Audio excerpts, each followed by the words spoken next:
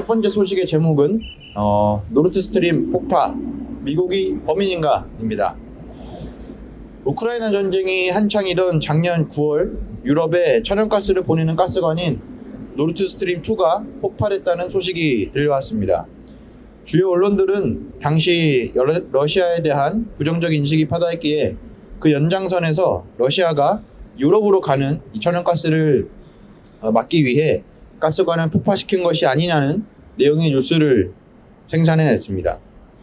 그런데 일각에선 유럽 국가들 상당수가 러시아의 천연가스에 의존하고 있는 상황에서 테러 제재에 이 유럽 국가들이 동참하기를 주저할까 우려한 미국이 계획한 사건이 아니냐는 그런 관측도 나왔습니다.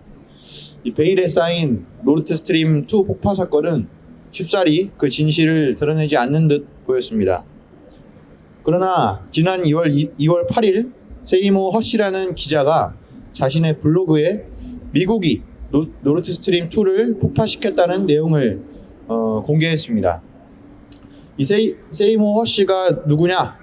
바로 베트남 전쟁에서 미국이 벌인 민간인 학살 중 하나인 미라이 학살을 보도를 시작으로 베트남 전쟁의 국제사회적 분위기를 뒤바꾼 장본인이자 기자로서 받을 수 있는 가장 최대의 영예인 플리처상 수상자, 또 탐사보도의 전설이라 불리는 사람입니다.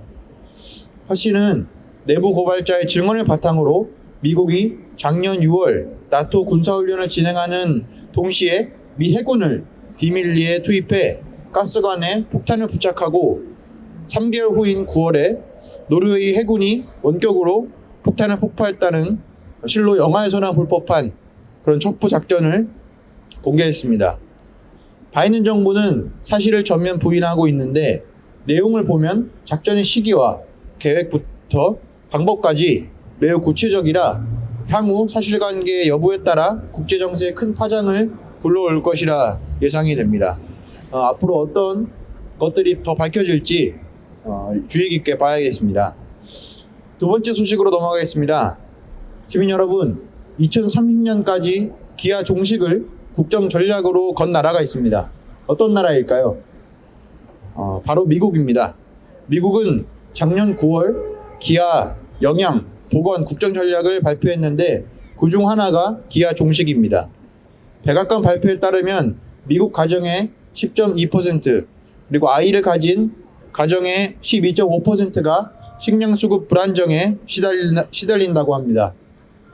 그럼에도 미국은 코로나 기간 동안 공립학교 아이들에게 제공했던 아침과 점심 무상급식을 작년인 2022년 9월에 중단했다고 합니다.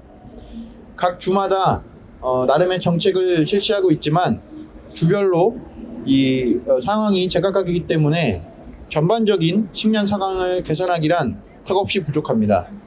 게다가 인종차별과 소득 격차가 극심한 미국 사회에서 선별적인 식량 정책은 아이들을 차별적인 상황에 놓이게 할 요소가 다분히 실효적이지 못합니다. 세계에서 가장 부유한 국가라는 수식어 아래에 가려진 암울한 미국의 모습, 어쩌면 우리 머릿속에 화려한 미국은 이제 존재하지 않을지도 모릅니다. 네, 마지막 소식입니다. 지난 1월 31일 프랑스 전역에서 마크롱 정부의 연금 개혁 반대를 외치며 파업과 집회가 있었습니다.